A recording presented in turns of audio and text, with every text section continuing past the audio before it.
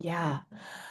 Again, we have like all these myths and these misunderstandings. And one of my favorites, I mentioned the story in the book, is because it's just been around for what, 400 years, is Sir Isaac Newton discovering gravity. And the story goes that he was sitting under a tree and an apple fell on his head and he said, Eureka! And then he discovered gravity. Like, yeah, no, that's not at all what happened.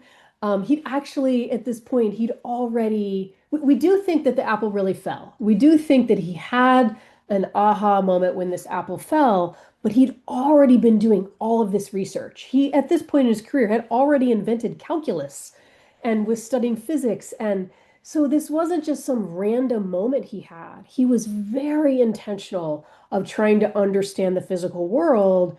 And because this was like in the forefront of his mind, when he saw this apple, which, he'd probably seen 100 times in his life already, but he saw this fall and it just sparked a moment. And I think what I see a lot is organizations, following the myth and thinking, well, if you have a creative idea, just let us know. Or, put it in the suggestion box. That's even worse.